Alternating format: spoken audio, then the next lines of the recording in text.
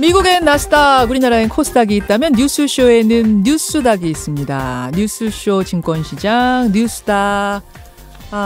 우리의 고정 게스트 무소속 이상일 전 의원 어서 오시고요. 안녕하세요. 반갑습니다.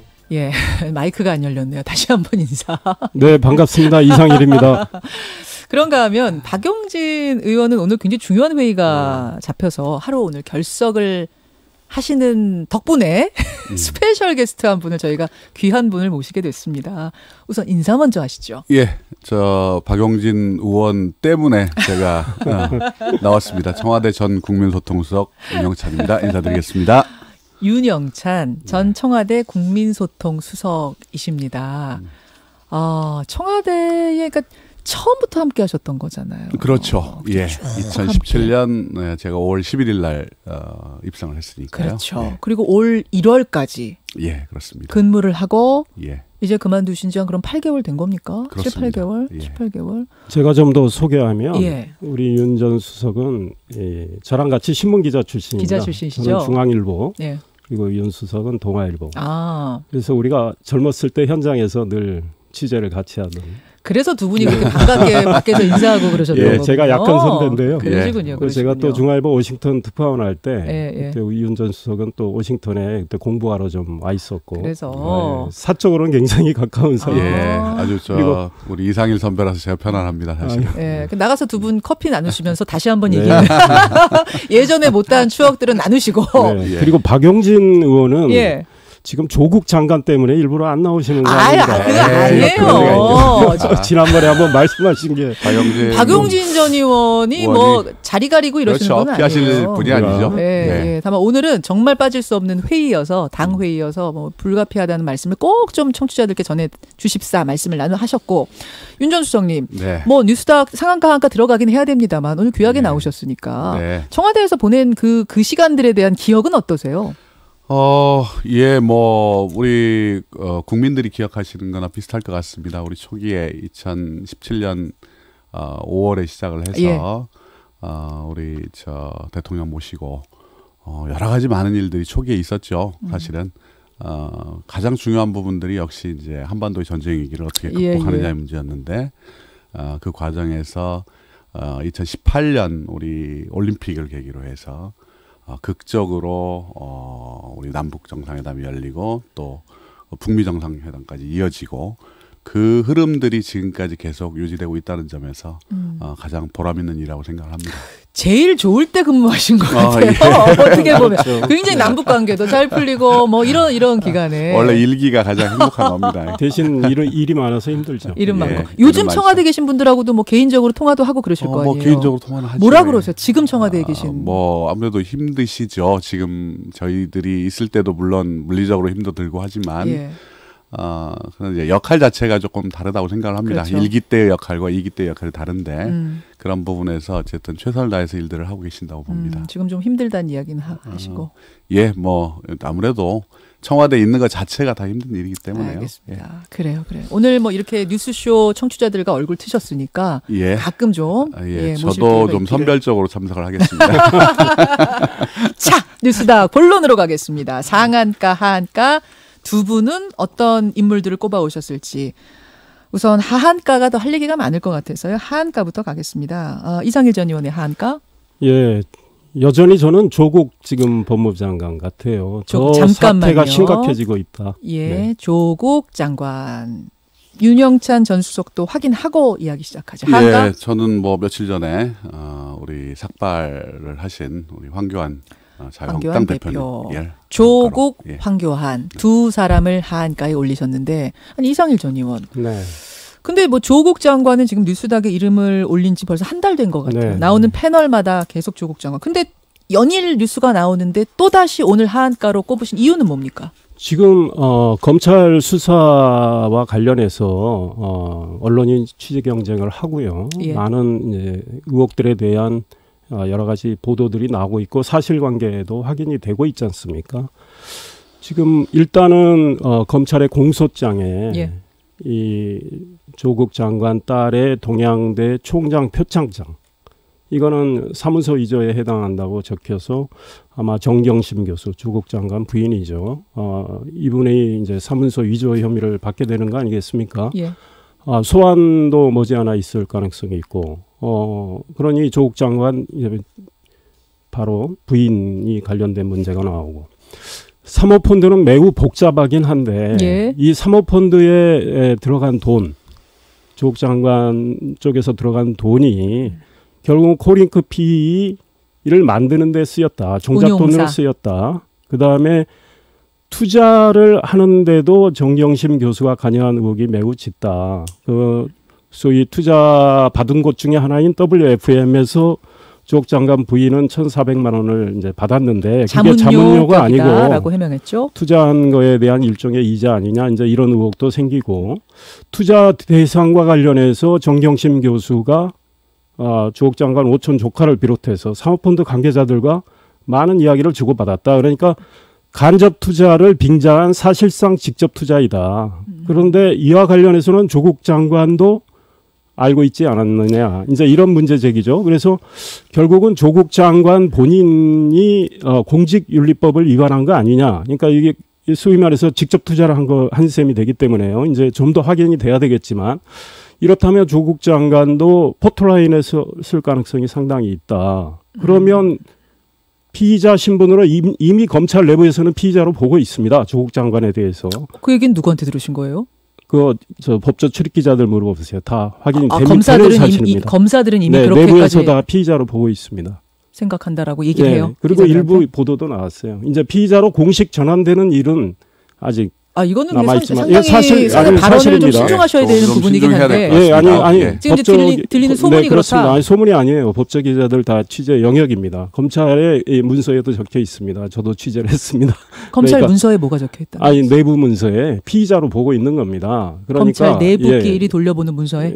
네, 그런 거로 알고 있습니다. 그러니까 확인은 뭐 더 해야 되겠지만 조국 장관도 이제 피의자로 전환이 된다면 지금 장관 업무 할 수 있겠습니까?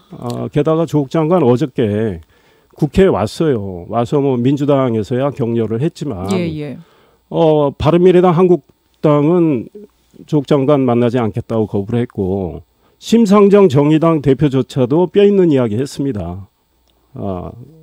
상황에 따라서는 당신이 물러나야 할지도 모른다는 취지의 뼈 있는 이야기 했고, 대한정치연대의 유성엽 대표 물러나라고 이야기하지 않았습니까? 그래서 조국 장관이 일하기가 굉장히 어려워졌다. 저는 이 정권과 대통령에 더 이상 부담 드리지 말고 이제는 자진 사퇴하는 길이 그나마 많이 추락했지만 그나마 작은 명예라도 지키는 거 아닌가 이런 생각 듭니다. 말하자면 지금은 벼랑 끝까지 온 상황이기 때문에 오늘도 하한가로 뽑을 수밖에 없다 이 말씀이신 건데요. 윤영찬 전 수석.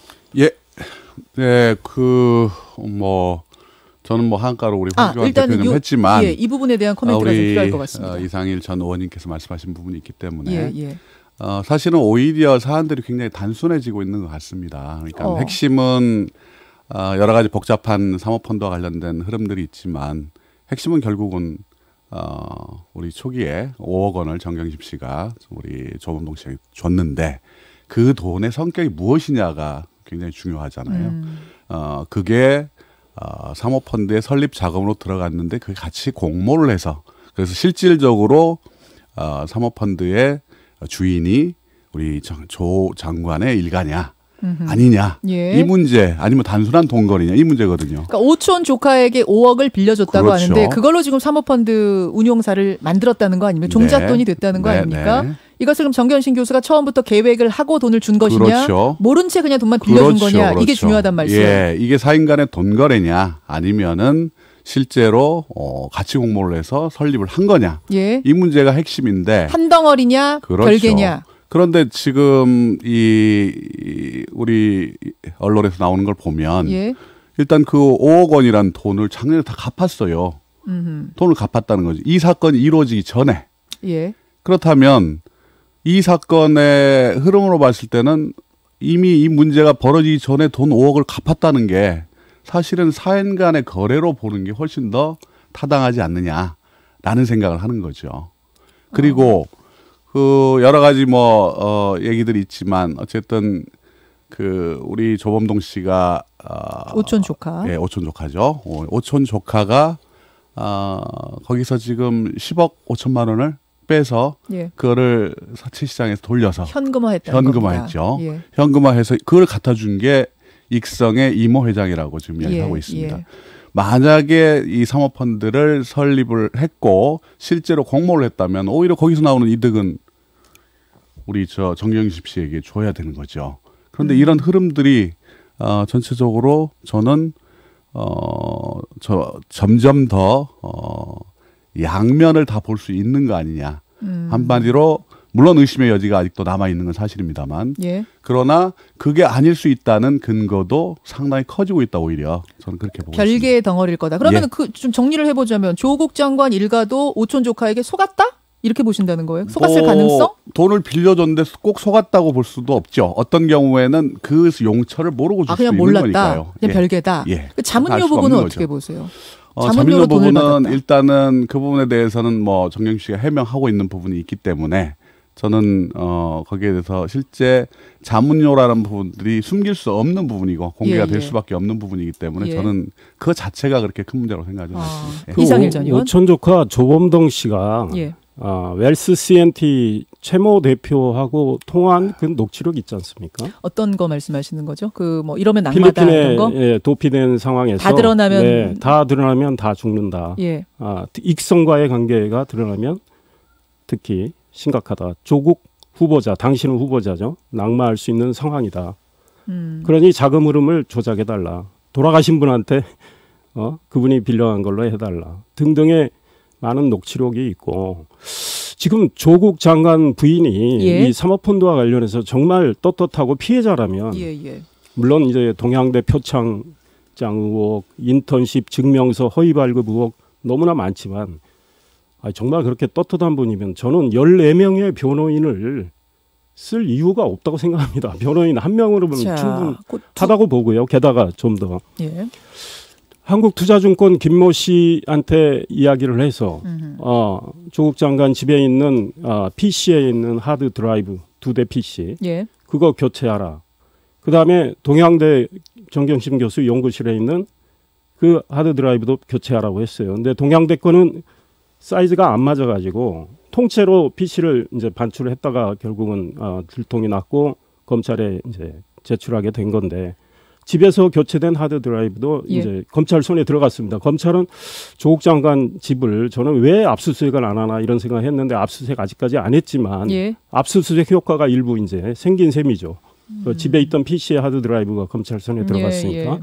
그렇다면 아마 많은 지금 아마 확인 작업이 이루어질 겁니다. 게다가 조국 장관이 기자간담회 때 코링크 PE 투자와 관련해서 보고서 흔들었죠. 여기 보세요. 여기에는 예. 투자 대상을 알려줄 수 없다고 돼 있습니다. 그 사모펀드가 어디에 투자하는지는 그렇지. 알려주지 못하도록 돼 있는 그렇습니다. 그 보고서. 그거 조국 장관 문서. 기자간담회를 위해서 급조된 거 아닙니까? 근데 그 급조 부탁을 정경심 교수가 했다는 거 아닙니까? 조범동 씨한테 부탁하고 그래서 코링크 PE 이모 대표가 그 부탁을 받고 그걸 급히 만들었다는 이제 이야기까지 검찰에 한 걸로 알려지고 있기 때문에 지금 누가 봐도 이거는 조국 장관과 조국 장관 나는 몰랐다 그 말할 수 있을까요? 자기 집에 있는 돈이 이게 다 들어갔는데 예. 뭐 부부가 경제 공동체인데 그 부인의 자기 재산을 지금 코링크 PE에 그렇게 많이 넣고 또 투자까지 한 별개로 보긴 어렵다. 그렇죠. 그러니까 투자를 할 때 이 소위 말해서 운영을 같이 하면은 안 되는 거 아닙니까? 그거는 자본시장법 위반이거든요. 예. 그러니까 제가 보기에는 이거는 간접 투자를 빙자한 직접 투자 확실해 보여요. 그러면은 그것이 이제 직접 투자가 확실해 보인다. 그 사모펀드. 거기에 조국 장관의 일가도 함께 공모한 것이냐 별개냐 이 부분에서 윤영찬 전 장관은 별개라고 하셨는데 저는 이 한 덩어리라고 보시는 조국 거예요. 장관 일가가 예. 사실상 주인이라고 봅니다. 조범동 씨를 내세워서 아마 이제 이런 것들이 자본의 이제 자금의 흐름이나 이런 것들 그리고 어디에 투자를 했고 관계자들 증언이 있잖아요. 정경심 교수가 WFM에 대해서 알아봐 달라고 한국투자증권의 김모 씨한테 이야기했단 말이죠. 이거는 실제로 투자가 이루어졌고, 알겠습니다. 그러니까 투자 대상에 대해서도 좀 다 관심이 왔다 있는 갔다 거죠. 하면서 하면 좋을 것 같아서 여러 윤영찬 가지 전 우리 수석. 말씀을 하셨는데 아까 제가 말씀드린 것처럼 예.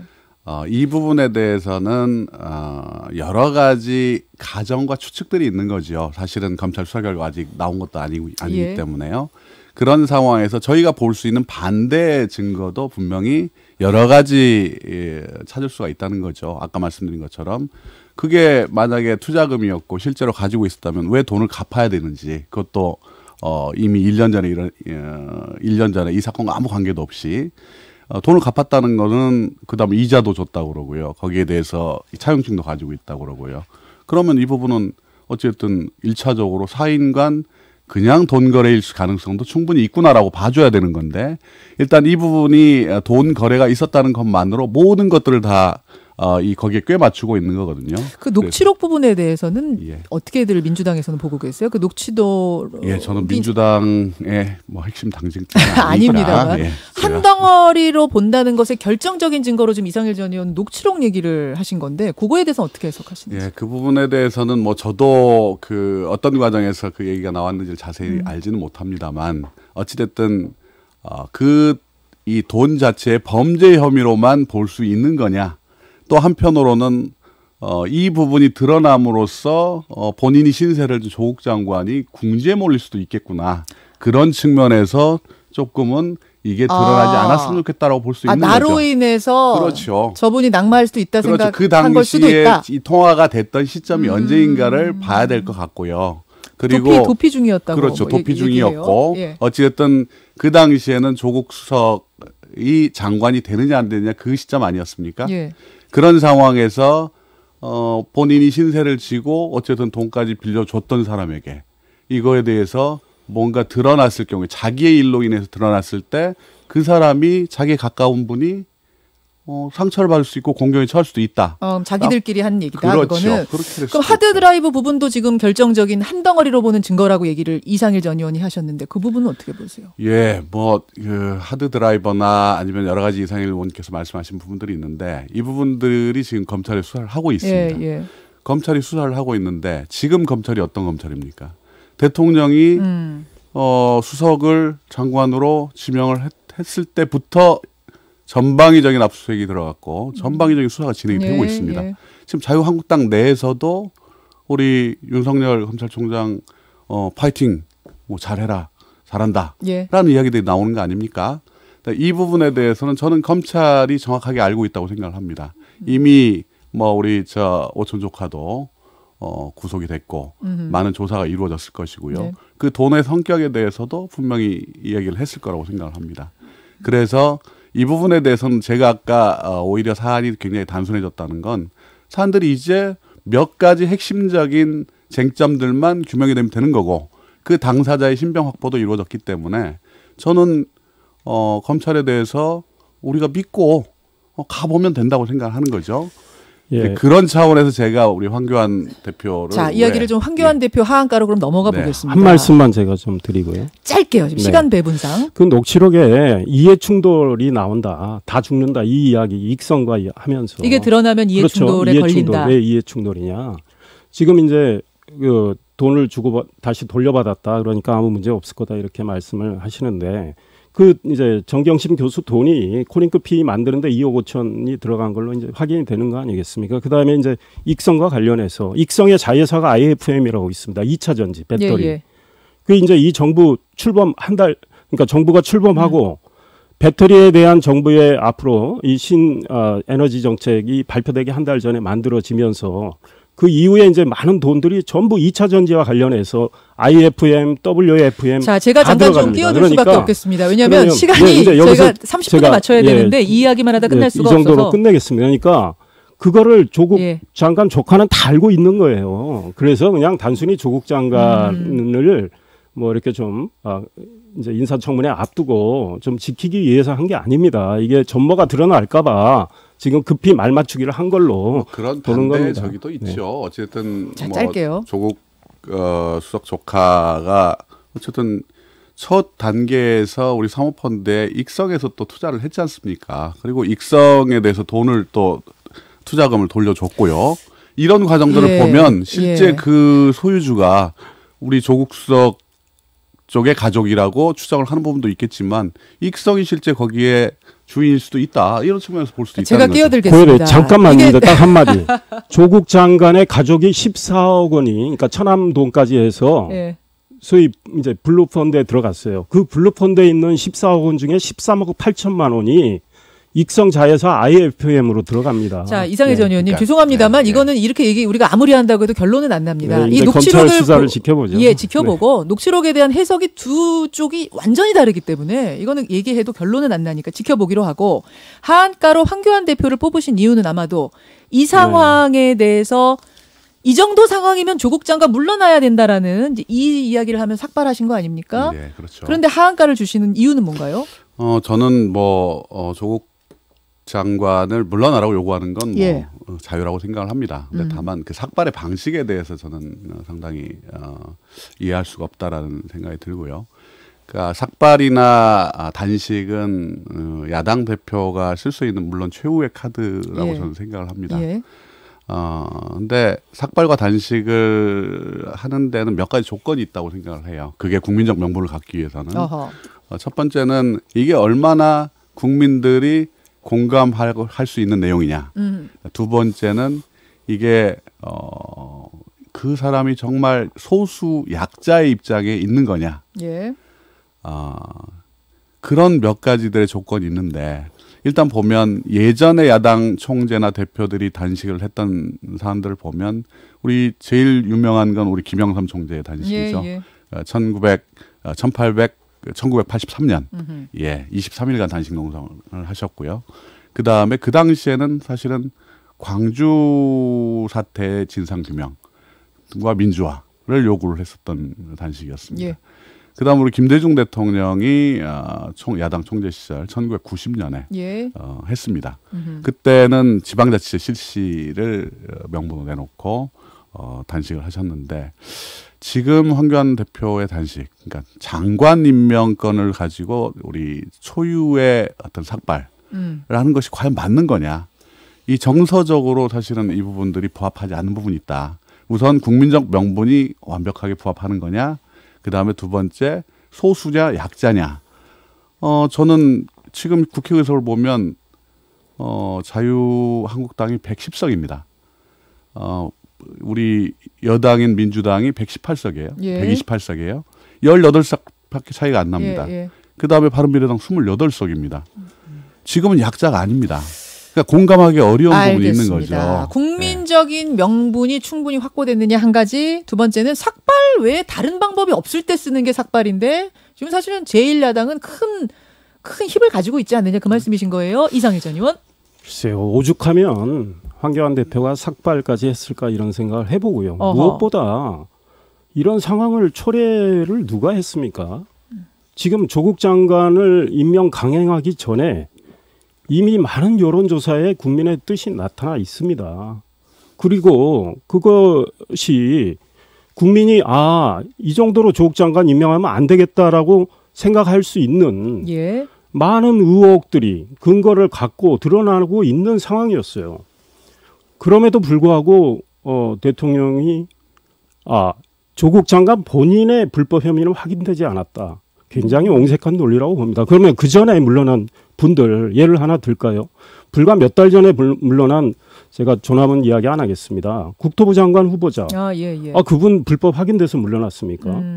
그분은 불법이 없었어요, 정말로. 다들 의혹만으로도 물러났었다. 그냥 집 세 채, 사실상 세 채인데 국토부 장관이 세 채 갖고 있다 하기 뭐하니까 한 채를 딸에게 증여하고 그 딸 집으로 전세 들어간 거. 이게 국민 정서에 안 맞아서 물러난 겁니다. 그렇게 해서 그런 분들은 물러나게 해놓고 잠깐만요. 그래서 조국 장관 임명 강행했어요. 물론 대통령의 총애와 신임 정도가 다르니까 그랬겠지만 그 이후에 어떻게 됐습니까? 추석을 앞두고 여론조사 많이 나왔죠. 더 국민들이 국민들 민의를 배반한 이런 대통령의 결정에 국민들은 더 화가 났습니다. 그래서 조국 장관 안 된다가 더 높아졌어요. 그 말씀은 이 정도면 국민적 명분이 삭발할 만큼 확보된 거다라는 그러니까 도대체 말씀이세요? 대통령이 거기서 만약에 물러났다면 야당 대표가 삭발할 이유가 어디 있습니까? 없었다. 게다가 약자라고 말씀하시는 약자가 아니다라고 말씀하시는데 한국당 현재 약자인 상황이죠. 왜냐하면 선거법 보세요. 아니 한국당이 반대하는 물론 한국당이 왜 제대로 된 안을 내지 않느냐 여당이 주장할 수 있어요. 한국당 나중에 안을 냈지만 다 무시하고 다른 야당과 해서 선거법 개정안, 검경수사권 조정안, 공수처 설치법안 전부 패스트트랙에 일방적으로 태웠습니다.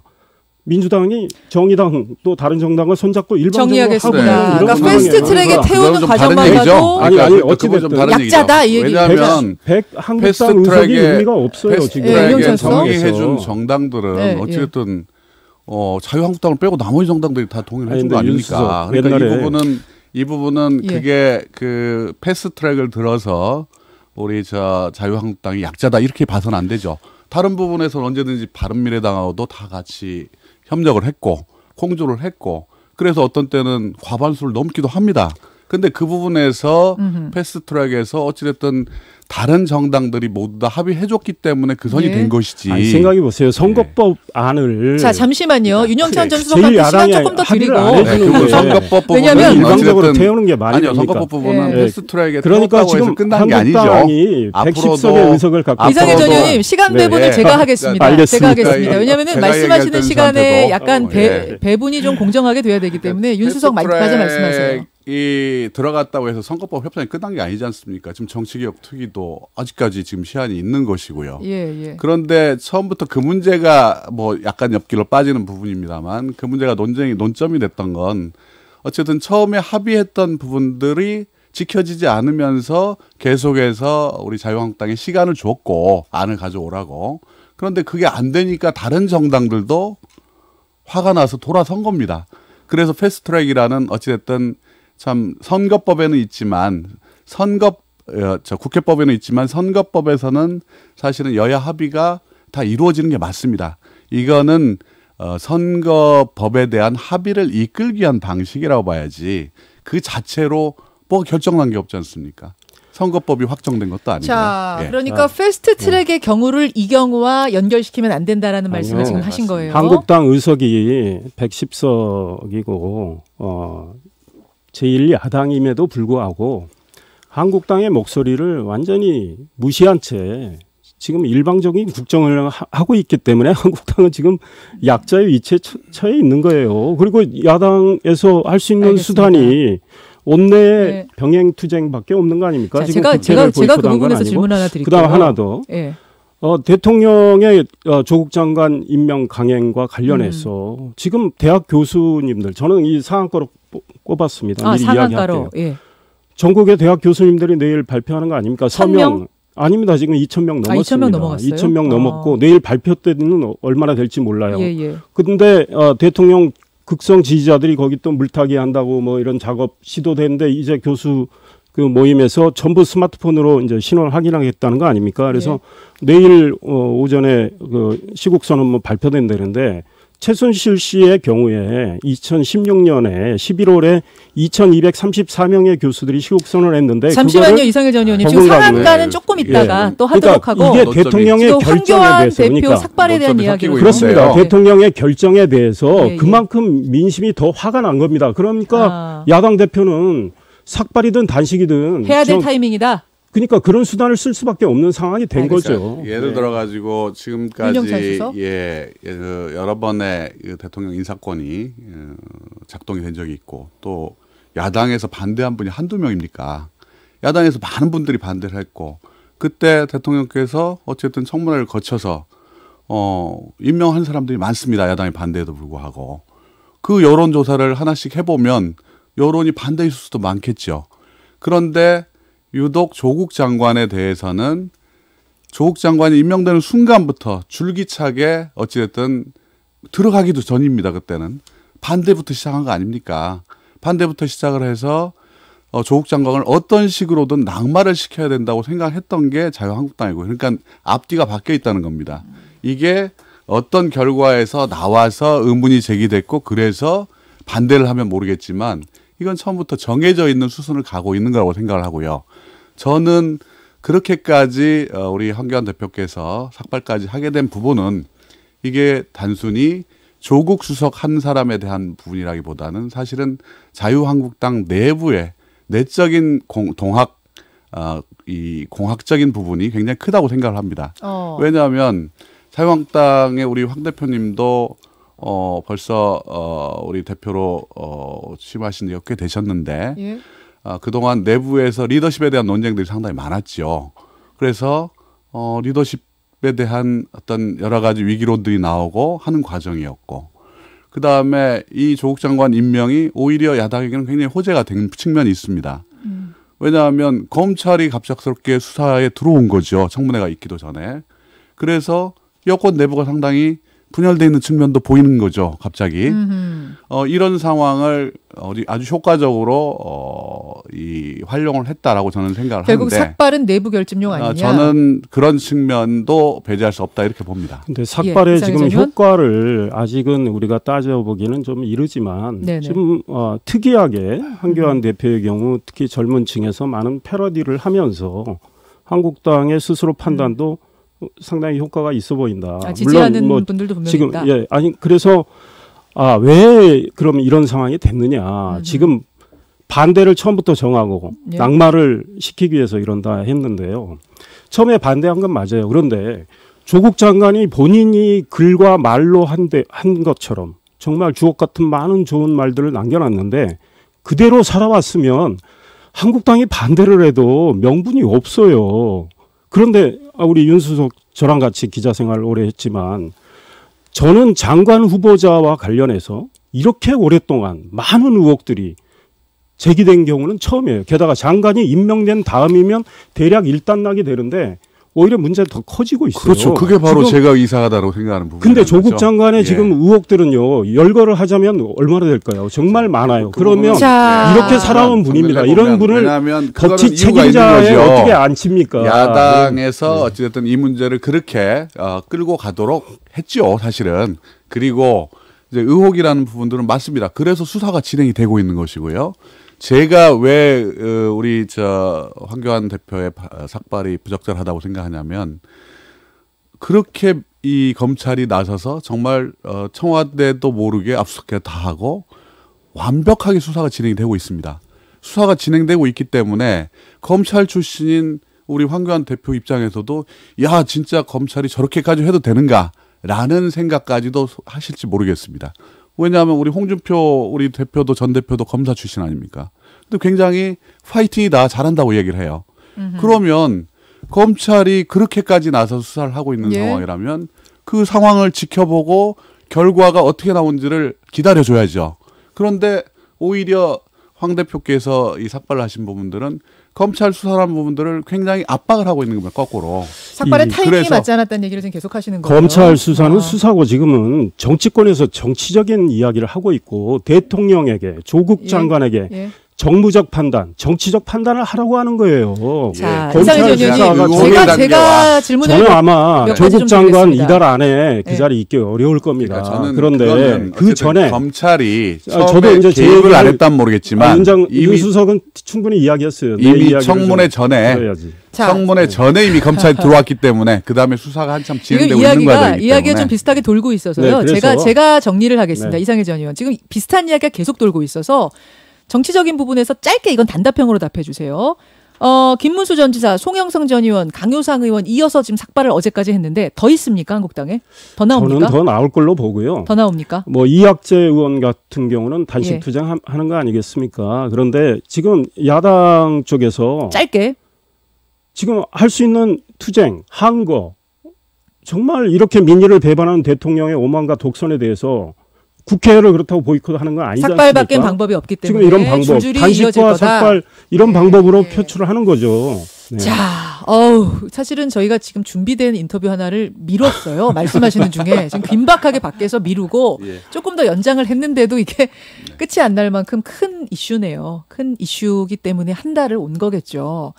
상한가로 아까 교수들의 시국선언 그 교수들을 이상일 전 의원 뽑아주셨고 윤영찬 전 수석은 상한가로 섬을 뽑아오셨어요. 예, 저도 개방입니다. 예, 저도.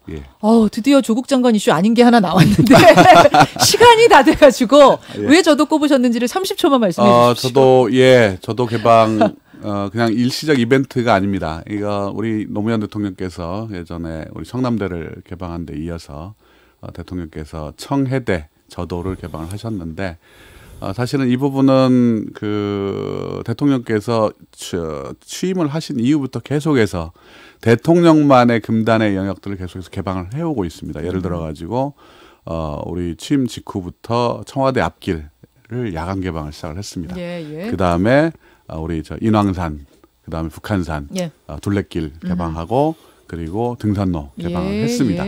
그리고 이런 부분들이 사실은 본인만 혼자 보는 게 아니라 다른 국민들까지 같이 봤으면 좋겠다라는 더불어 국민과 함께라는 여민의 생각, 여민의 정신의 일환이라고 생각합니다. 자, 여기까지 오늘 스페셜 뉴스닥 두 분 고맙습니다. 감사합니다. 감사합니다. 윤영찬 전 수석, 이상일 전 의원이었습니다. 김현정의 뉴스쇼는 청취자 여러분의 참여로 이루어집니다. 트위터, 페이스북, 레인보우 게시판, 그리고 단문 50원, 장문 100원의 유료 문자 샵 1212, 우물정 1212 통해 참여하실 수 있습니다. 김현정의 뉴스쇼, 여러분과 함께 만듭니다.